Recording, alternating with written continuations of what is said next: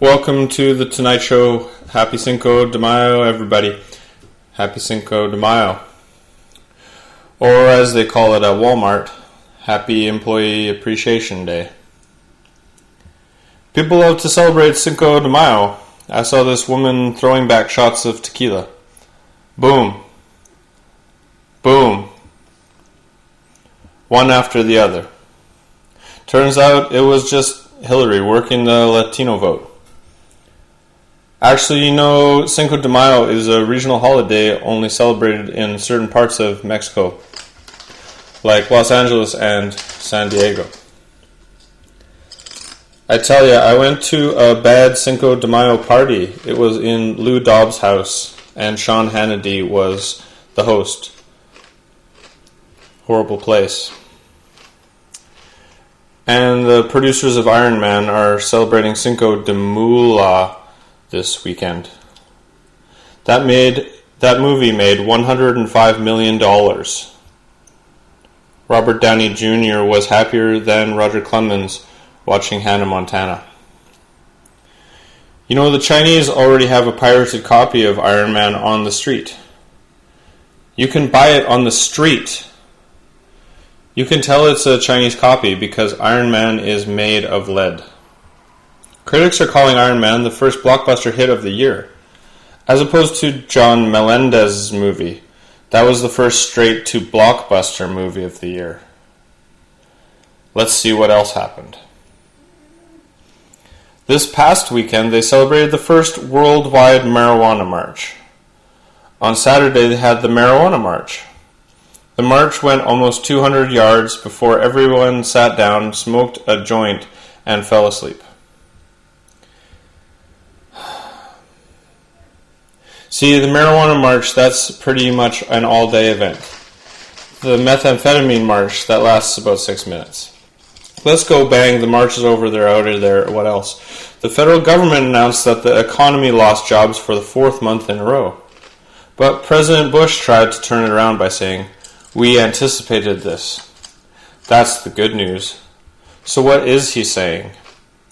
I knew we were going to screw up the economy, and guess what? I was right. All of a sudden, that response to Hurricane Katrina is starting to make sense now. Well, that Pentagon announced a new policy aimed at reducing the stigma associated with seeing a psychiatrist. It said soldiers and military people who need counseling with a psychiatrist will no longer have to mention that when they apply for a job with a high-security client.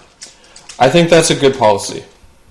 Look, if you work for the Pentagon and you buy a hammer for $900, you should be able to see a psychiatrist. More interesting than funny. Did you see Hillary Clinton on Fox News? She was on the O'Reilly Factor, and interesting.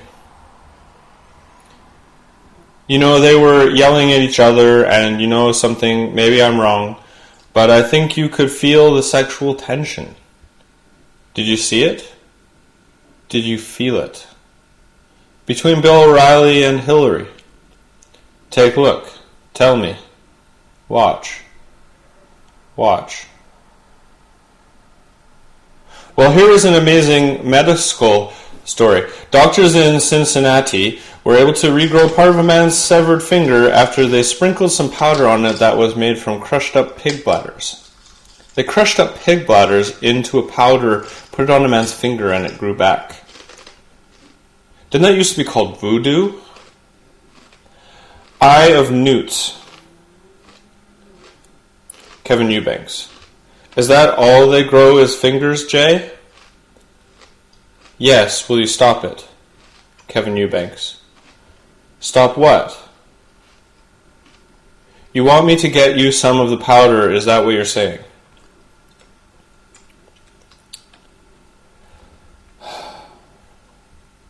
Well, over the weekend, Microsoft withdrew its offer to buy Yahoo for $46 billion.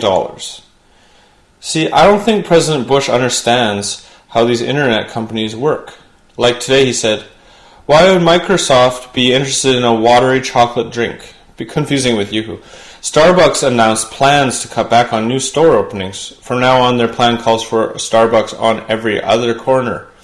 EA this weekend marked the 30th anniversary of the very first spam email. Think about that.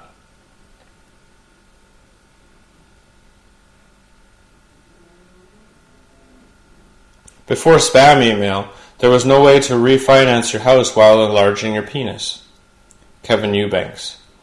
If I say, can you grow something other than fingers, will you stop? I give the people the news. Kevin Eubanks. Penis news. And sadly, the father of LSD is dead. The father of LSD has died at the age of 148. But the good news, the mother of LSD is still alive and working as a judge on the American's Idol. And Time magazine this week came out with its list of the 100 most influential people in the world. China was unhappy to find the Lady Dalai Lama on the list, and the Dalai Lama unhappy to find Miley Cyrus on the list. Bad accent. What do I have to do? What is it now? Kevin Eubanks. That was a great impression.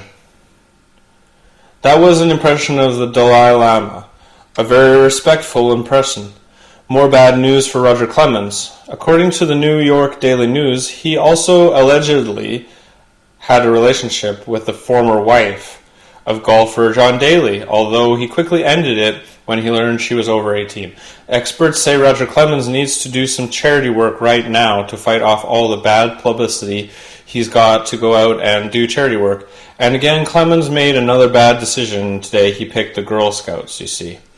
Roger Clemens continues to deny that he has ever used steroids or human growth hormone. So I don't know. Do you think it's true? Did you see what happened this weekend? He placed third in the Kentucky Derby. And last week on Oprah, magician David Blaine broke the Guinness World Record for holding his breath underwater. Now our own John Melendez, you tried to break that record a while ago. I think if you had trained, do you have that footage of this record attempt? Here's an amazing TV fact. Today is the 25th anniversary of the very first orgasm ever shown on national TV. It was Joan Collins on Dynasty that was the very first orgasm. The most recent TV orgasm was when Vice President Dick Cheney heard oil reached $3 million a barrel.